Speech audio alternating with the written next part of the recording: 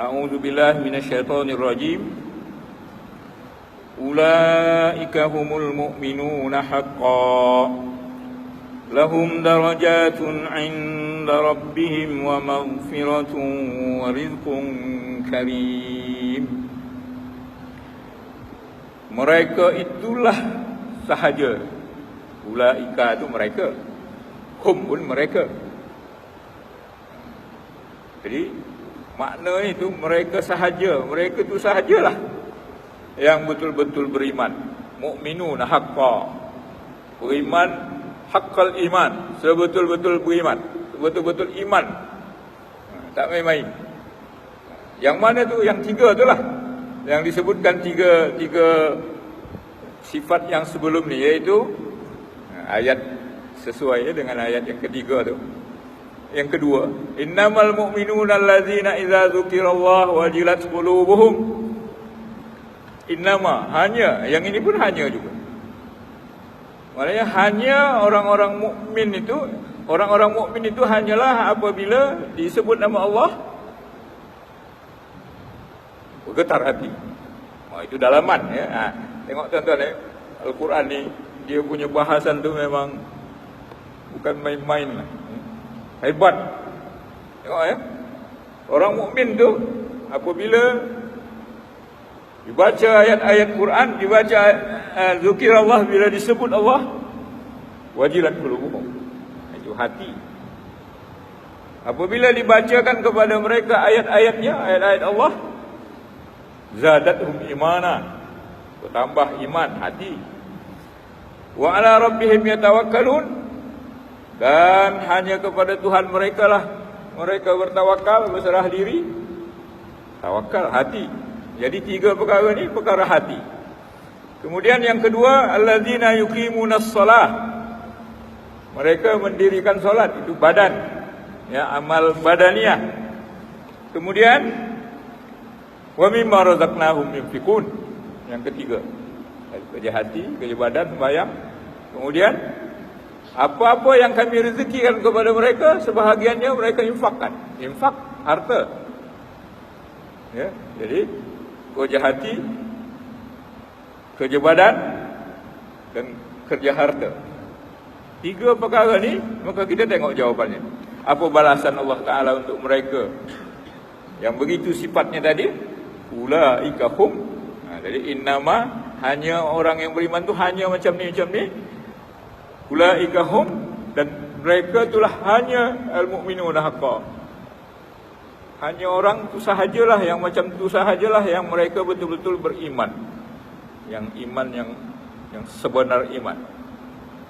Makanya dulu pernah saya sebut kalau tak salah, bila ditanya Hasan Basri, kau beriman ya Hasan?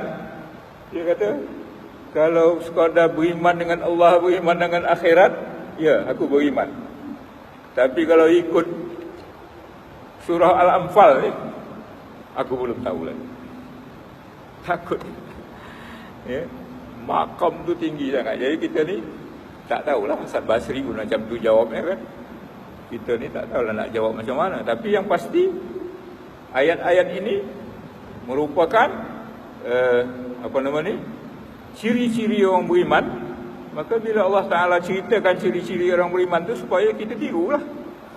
Itu guna ayat ni, supaya kita boleh meniru apa atau membuat apa langkah-langkah sepatutnya kita buat, supaya nak sampai ke macam orang tu. Tidak pun tepat 100%, tapi kita berusaha mengubah diri kita yang kita tak tahu di mana peringkat iman kita ni, kepada berusaha lah macam tu. Kita tak dituntut untuk sampai, kita tidak dituntut untuk sampai, kita dituntut untuk berjalan. Sebab perjalanan ni jauh. Jadi kita tidak dituntut supaya sampai, kita dituntut supaya mulakan perjalanan. Sampai di mana itu Allah Ta'ala punya urusan lah. Jadi jangan sampai wah, sekarang ni baru nak mula, baru nak mulai melangkah macam orang-orang dulu. Jangan cakap macam melangkah. Sampai ke mana itu urusan Allah Subhanahu wa taala. Hidayah Allah Subhanahu wa taala. Jadi mereka tu sahajalah orang-orang yang beriman haqqal iman, sebetul-betul iman. Jadi kenapa? Kalau orang tu memang macam itulah mereka tu beriman, lahum darajat inda rabbihim. Untuk mereka, ini baru balasan. Tadi amal, ya, amal, dan dunia ni darul amal, darul negeri untuk beramal. Maka di akhirat besok, lahum darajatun inda rabbihim. Bagi mereka akan diberikan darajat, ketinggian tempat mereka di sisi Tuhan mereka. Sebenarnya balasan ketinggian ni kadang-kadang di dunia ni pun dah nampak kan. Orang yang beriman betul-betul beriman tu, di dunia ni pun dah nampak balasan. Jadi macam kita lah kadang-kadang, bila kita lama tak sembahyang atau lama tak baca Quran, macam mana perasaan? Darajat kita tu rendah. Tapi kalau selalu beribadah, selalu baca Quran, kita merasa seronok, tenang. Itu lain.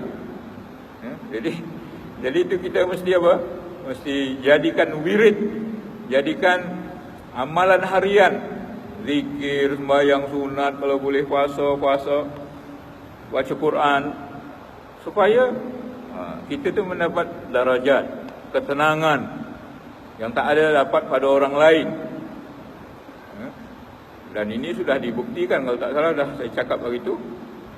Kajian di Amerika sana tahun 84 dulu, dikaji bacakan Al-Quran tu, dilihat atau didengar oleh ramai orang yang tak tahu bahasa Arab pun bahasa Arab tahu, yang tak tahu bahasa Arab, yang Muslim, yang tak Muslim.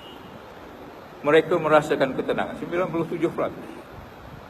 Ada 3% yang tak merasakan ketenangan. Tapi yang lain itu semua merasakan ketenangan. Nah, itu darajat. Ketenangan itu pun darajat. Di sisi Allah Ta'ala besok dalam surga pun darajat. Ya, tuan-tuan, surga ni istilah dia darajat. Darajat ni tingkat. Neraka istilah dia darakat. Turun sampailah fi darkil asfali minan nar. Mereka yang kafir itu, yang orang-orang yang munafik itu, fi darkil asfal, pada darak, bukan darajat naik, darak ni pada kerak neraka, tingkat bawah neraka, yang paling bawah. Jadi lahum darajat. Orang yang sifatnya tadi itu darajat inda rabbihim.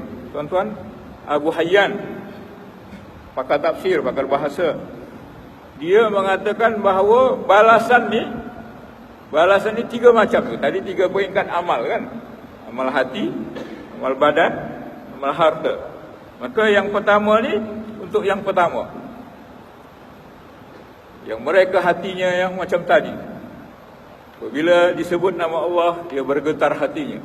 Apabila dibacakan ayat-ayat Tuhan, mereka bertambah keimanan, dan mereka sentiasa tawakal kepada Tuhan mereka. Itu balasannya adalah lahum darajat. Mereka akan mendapat tempat-tempat ketinggian. Jadi kita ni besok ada yang paling bawah. Jadilah kita ni kalau masuk surga pun paling bawah, tak apalah. Man zuhziha 'anil nar faqad faz. Allah Ta'ala kata, siapa yang di zuhziha ni, kalau inilah lubang neraka tu, sikit aja tak masuk, di zuhzih, dia kuiskan sikit aja pun, faqad faza, sungguh itulah berjaya. Itulah bahaya dan siksanya neraka. Apalagi kalau dah sampai macam ni, lahum darajat, masuk surga dan darajat, mereka mendapat darajat yang tinggi daripada Tuhan mereka.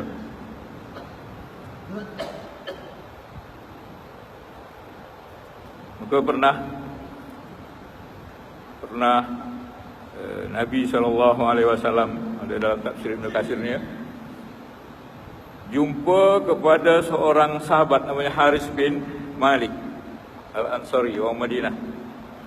Dia lalu depan Rasulullah sallallahu alaihi wasallam. Lalu Rasulullah cakap kepada dia, "Kaifa asbahta ya Haris?" Pagi-pagi ni apa cerita? Kaifa asbahta? Bagaimana kamu dalam keadaan pagi ni macam mana? Maka dia kata, "Asbahtu mu'minan haqqan." Wah, ni dia cakap, "Aku pagi ni mukminan haqqan." Orang yang beriman yang betul-betul haqqan, yang macam tu dah. Maka Rasulullah sallallahu alaihi wasallam bersabda, "Unzur ma taqul." Cuba tengok apa yang kau kata tu macam mana. Cek dulu apa yang awak kata tu. Maka dia kata, Rasulullah kata lagi, sesungguhnya setiap sesuatu ada hakikatnya. Iman tu ada hakikat iman. Maka apa hakikat iman kau sehingga kau kata mukmin haqqan? Dia kata, azafat nafsi anid dunya fa ashartu laili. Azafat nafsi, jiwaku telah berpaling daripada dunia dan zuhud. Maksudnya jiwa dia tu ke dunia ni tak macam kita lah kan. Kita suka dunia sehingga kadang-kadang kita meninggalkan hak-hak Allah. Apalagi sekarang ni dengan fitnah gadget, suka kita dunia ni, baca grup-grup, baca WhatsApp, baca macam-macam baca, sehingga membaca Al-Quran tu sikit sangat pun kadang-kadang tak ada. Fitnah dunia lah tu. Maksudnya kecintaan dunia tu masih tinggi. Jadi dia kata, "Ya Rasulullah, diriku dah berpaling daripada dunia ni. Fashartu laili. Maka aku sahur malam." Sahur malam ni maknanya apa? Berjaga malam, bayanglah. Kita kan tidak kan. Jauh bandingan dia. Aku berjaga malam. Makna dia apa? Dia bayang malam. Dia baca Quran malam. Dia minta ampun di waktu malam. Kita bangun juga malam kadang-kadang, tapi ketandas sajalah. Selepas tu tidur balik. Dia tidak sahar ni berjaga malam. Berjaga malam. Wazma'tu nahari, dan aku kenyang di waktu siang. Siang aku merasa kenyang. Lain jauh beza dengan kita. Kita malam ngantuk, siang lapar kan. Dia malam berjaga, lepas tu siang dia tak sekenyang. Wa ka'anni anzur ila arsy rabbi barizan. Seolah-olah aku melihat kepada arasy Tuhanku nyata, jelas. Kita bila mandang tak nampak apa kan. Dia pandangan dia tu nampak. Saking kan dekatnya dia merasakan dirinya kepada Allah Ta'ala. Wa ka'anni anzur ila ahli al-jannah yatazawaruna fiha. Seolah-olah aku melihat ahli syurga saling berziarah, berkunjung satu sama lain. Wa ka'anni anzur ila ahli an-nar yatadaghawna fiha. Seolah-olah aku nampak ahli neraka tu berkecimpung dalam siksaan. Faqala Rasulullah sallallahu alaihi wasallam kata, "Ya Haris, arafta balzi." Ya Haris, kau dah betul lah tu, kau dah tahu lah tu. Dapat kau lah dah tu. Balzam. Lazimilah, teruskanlah. Konsekuenlah. Komitmenlah dengan kerja kau. Nah, jadi tuan-tuan, bila kita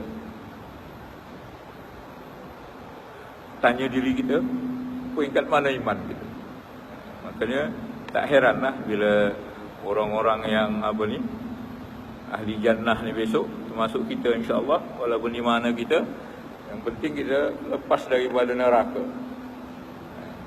Sama ada tingkat 1, tingkat 2, tingkat 3, sampai ke tingkat 8. Orang-orang bawah ni melihat orang-orang yang di atas sana, itulah para anbiya, para aulia, seolah-olah darajat yang atas semacam kita melihat bintang yang jauh tu. Jadi berusahalah kita sedapat yang mungkin. Walaupun di mana kita, tapi kita berjalan lah. Bagi mana kata tadi kan, ya, atau apa kata orang, perjalanan beribu batu dimulai dengan langkah pertama. Jadi, yang kita masa kecil lalu tak melangkah, tak payahlah terus, tak jadi macam tu. Ada dikatakan Nabi SAW berkata, sesungguhnya ahli Illiyin, orang-orang yang mendapat syurga Illiyin yang paling tinggi di sana, mereka itu dapat dilihat dari bawah oleh orang-orang yang paling bawah, seperti mereka melihat bintang yang jauh di langit sana. Lalu dikatakan, ya Rasulullah, itukah tempat para anbiya? Tak didapati oleh orang-orang lain? Maka Rasulullah kata, ya, ya betul. Dan demi diriku di tangannya, yang maknanya demi Allah, rijalun amanu billah wa saddaqul mursalin. Ada juga nanti di dalam sana, di surga yang tinggi itu, orang-orang yang beriman dengan Allah dan mereka membenarkan para rasul-rasul. Begitulah kedudukan orang-orang yang seperti ini. Lahum darajat inda rabbihim. Mereka diberikan darajat inda rabbihim. Kemudian, itu menurut kata Abu Hayyan tadi, darajat tu untuk orang yang bekerja dengan hatinya tadi. Tawakal, takut, bergetar hatinya. Kemudian wa maghfiratun, nombor 2. Balasan nombor 2, maghfirah, keampunan. Ini bagi orang-orang yang sembahyang tadi lah. Wa yuqimunas shalah, apa dia kata tadi? Allazina yuqimunas shalah, mereka yang mendirikan sembahyang dengan badannya, maka mereka diampunkan. Bila diampunkan tu bersihlah dari dosa. Bila tak ada dosa, syurga lah tempat. Jadi berusahalah kita sembahyang. Sebab ibadah ni, tanda ibadah tu betul-betul adalah tunduk. Ibadah tu tunduk. Al-ibadah, al-khudu', al-tazallul, tunduk dan menghina. Dan salah satu ibadah yang simbolik, yang yang nampak sebagai satu ketundukan, sebagai suatu menghinakan diri, mengkerdilkan diri di hadapan Allah Ta'ala adalah solat lah. Khususnya dalam solat, dalam rukuk dan sujud. Itu rukuk macam tu kan.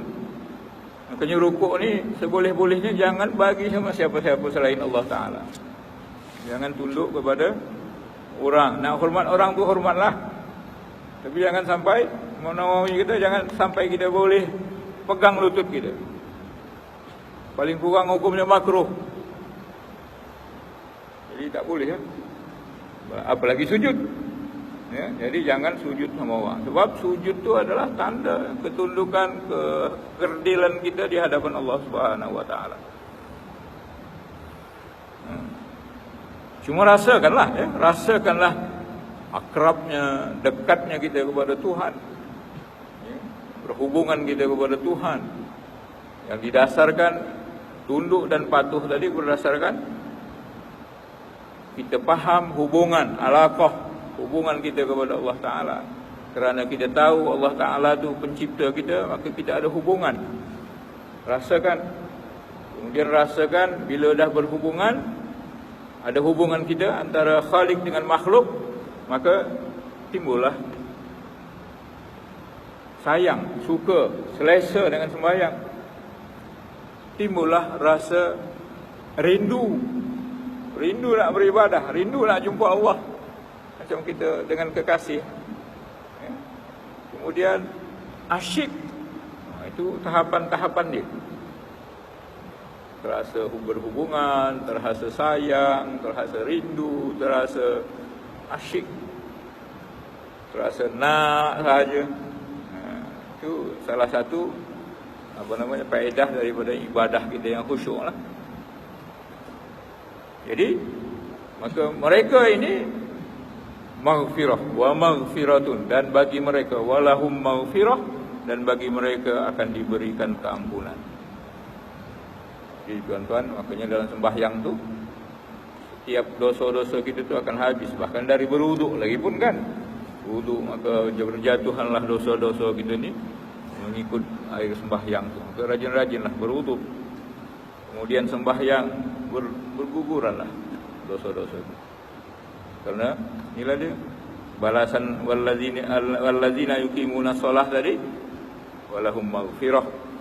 Kemudian satu lagi, maka kesesuaian menurut Abu Hayyan tadi, wa rizqum karim, dan mereka mendapat rezeki yang karim, yang mulia, yang istimewa.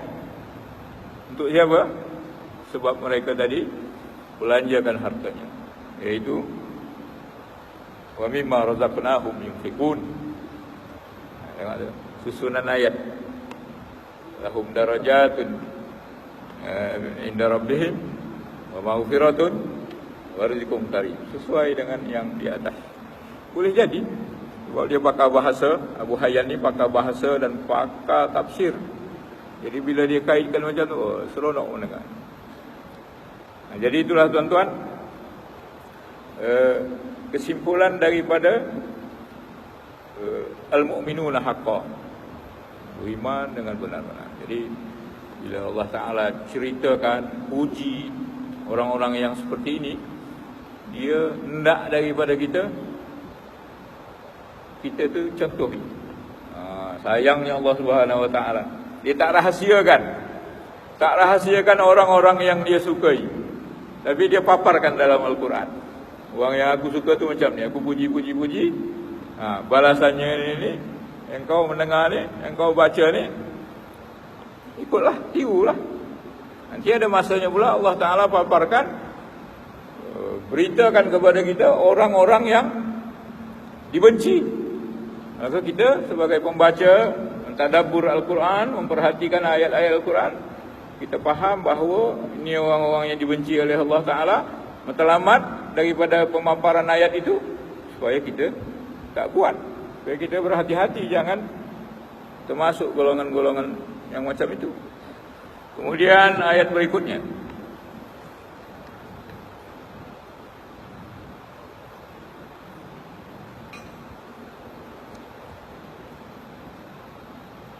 kama akhrajaka rabbuka min baitika bil haqq wa inna fariqam minal mu'minina lakarihun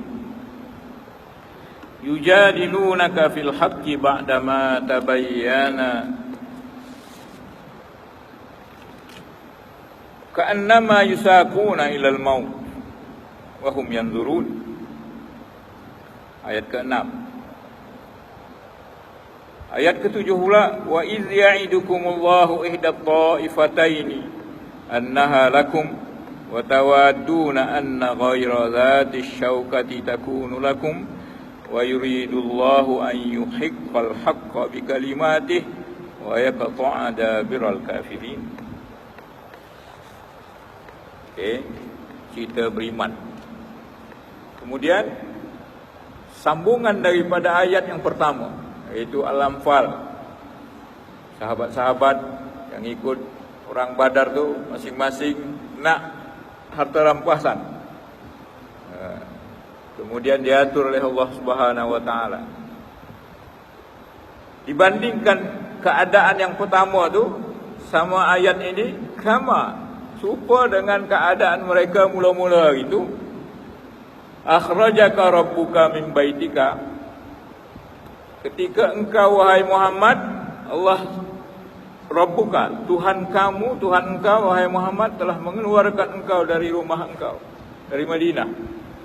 Ini peperangan Badar ni, cerita peperangan Badar pada mula-mulanya. Mula mereka cerita bab harta rampasan, masing-masing ada rasa tak puas hati lah.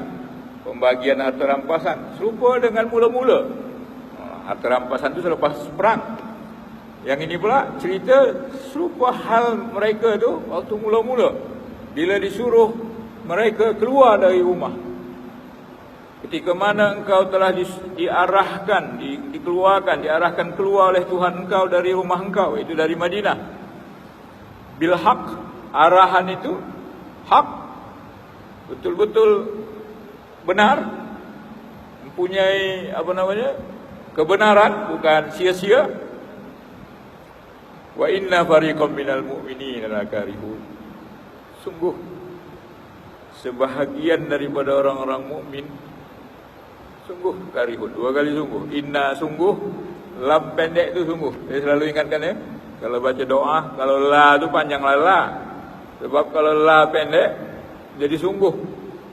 Yang saya tak suka tu kalau orang tahlil suka-suka ya la ilaha illallah, la ilaha. Pasti ada Allah, ada Tuhan selain Allah. Jauh makna itu. Jadi la karihun. Jadi kalau nak sebut la ilaha illallah tu betul-betul lah. La ilaha illallah. La ilaha illallah. Dengan la ilaha illallah. La ilaha. Ada lagi dalam ayat surah ayat Al-Kursi selalu sebut. Allahu la ilaha illa huwal hayyul qayyum. La ta'khudhuhu sinatun wa la naum. Allah yang hayy, Allah yang qayyum. La ta'khudhuhu sinah. Dia tidak diambil, tidak diganggu, didekati dilingkungi oleh ngantuk wala naum, dan tidak tidur. La ta'khudhuhu. Tapi kalau tuan baca cepat, macam mana jadi? Sungguh Tuhan tu diliputi oleh ngantuk. Jauh lagi. Jadi hati-hati tuan ya, baca ni selalu saya sebutkan. Batu kalapa, batu kamana, batu karlafas, batu karmakna. Jadi jangan tukar-tukar, panjang-panjanglah. Jadi sebahagian orang-orang mukmin lakarihun. Peperangan Badar tahun kedua Hijriah. Lepas Hijriah tahun pertama tak ada, tahun kedua baru ada peperangan pada 8 hari bulan Ramadan. Mereka pergi menghadap ke Badar. Badar ni kalau nak ke Mekah dari Madinah lebih kurang 150 km lah. Dia kawasan agak pantai sedikit. Ceritakan sikit. Terjadinya peperangan Badar ni, Allah suruh keluar. Sebahagian macam tak nak. Macam tak nak lah karihun. Karihun ni tak suka lah. Puncanya apabila diketahui nanti bahawa pada peperangan Badar tu ada dua kemungkinan. Rasulullah SAW mula-mula dia memang arahkan aja, jom kita pergi ke Badar ni. Sebab dari Syam, ya, dari Syam nak melalui Mekah tu jalan pesisir pantai, namanya pelabuhannya sekarang ni Rabil. Jadi dalam perjalanan dari Syam tu nak balik ke Mekah, dia mesti lalu situ. Maka Rasulullah tahu bahawa rombongan unta Abu Sufyan baru balik berniaga dari Syam, bawa barang banyak. Lebih kurang 40 orang lah macam tu. Jadi Rasulullah nak halang rombongan perniagaan ni, bukan nak merompak. Jangan silap ya, bukan nak merompak, tapi mereka ni nak ambil barang dia lah. Sebab masa nak hijrah ke Madinah tu, barang-barang orang Muslim, orang-orang mukmin wajib tinggal. Selain yang diambil, dirampas, dan yang ada tu kalau nak pergi ke Madinah ikut Nabi Muhammad SAW, barang mesti tinggal. Jadi bila dengar kabilah Abu Sufyan ni, orang-orang Mekah, niaga-niaga ni balik, maka dia orang nak minta lah. Mana barang kami dulu yang kamu rampas dulu. Jadi bukan mencuri ya. Ini apa namanya? Minta balik harta mereka. Wajar aja, patutlah. Bukan kerja yang satu yang tak patut. Cuma masalahnya Abu Sufyan ni dengan Abu Jahal ada di kelompok tu. Dia bila dia tahu keadaan macam tu, dia sewa satu orang, dia diupah satu orang, apa namanya, Damdamah, pergi ke Mekah, kasih tahu orang di Mekah sana supaya turun Nabi Muhammad macam ni nak cegat perniagaan gitu.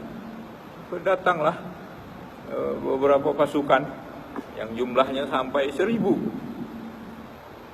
Jadi bila sampai 1000 dengan peralatan lengkap, dengan berkuda, dengan unta, dengan baju perang, dengan apa semualah persiapan perang. Jadi sahabat-sahabat ni, betul ke? Dia benci tu, dia bukan tak beriman dengan peperang, bukan benci dengan perang sebenarnya. Ya, tapi mereka merasa secara manusiawi lah. Maknanya keimanan mereka secara insan ya, secara pandangan mata kasar, kalau begini macam mana kita nak pergi? Sedangkan kita ni hanya ada 2 ekor kuda.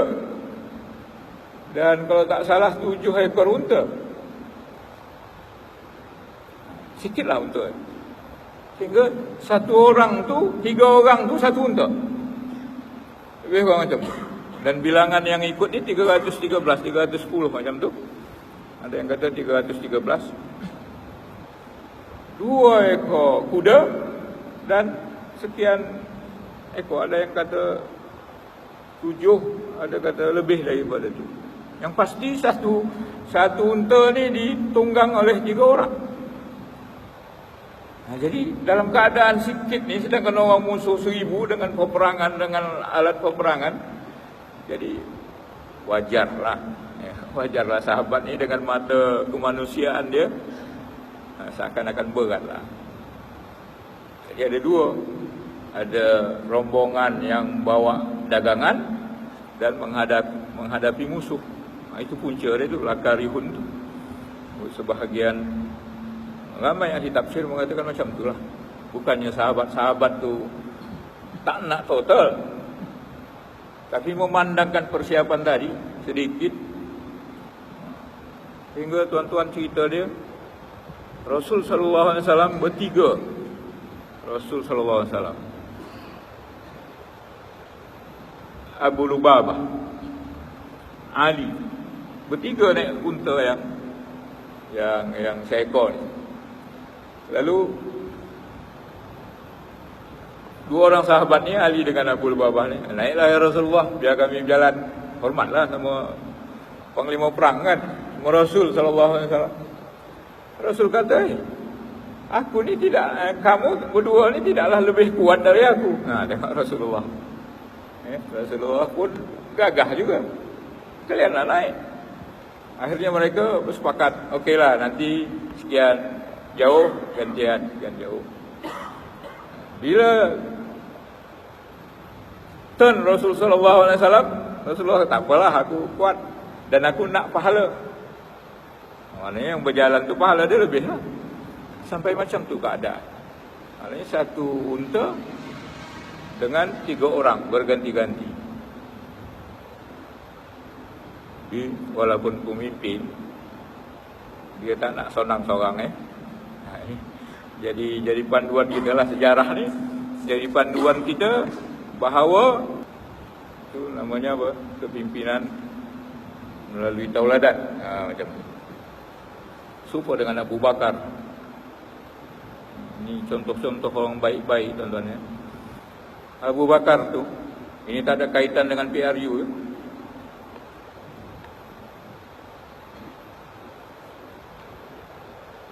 Abu Bakar radhiyallahu an,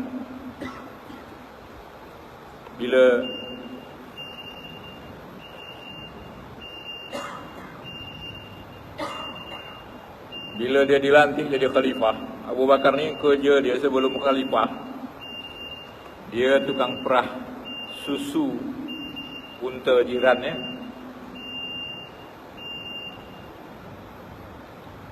bila dia dilantik 2-3 hari lepas pelantikan sebagai khalifah ni pemimpin tertinggi lah, ketuk pintu jiran. Siapa? Saya yang punya unta pun suruh anak dia tengok siapa tamu yang ketuk pintu tu. Ni Abu Bakar. Si anak pun kata, orang yang tukang perah unta gitu tu, Abu Bakar dah khalifah, tapi masih lagi ketuk pintu jiran nak kerja murah susu. Jadi maknanya akhlak seorang pemimpin tu, dia tidak akan berubah. Itu biasalah, kepimpinan melalui teladan. Jadi tuan-tuan, ini perlu kita tirulah. Sebagai bos, pejabat, jangan tinggi sebenang. Ya. Dan kalau kita tengok syarikat-syarikat besar, bos dia yang paling kaya tu, baju dia sama dengan pekerja. Baru maju sebab dia menyatu dengan anak buah. Macam itulah kita hendaknya tirulah orang-orang yang baik ni. Mudah-mudahan banyak hikmah, banyak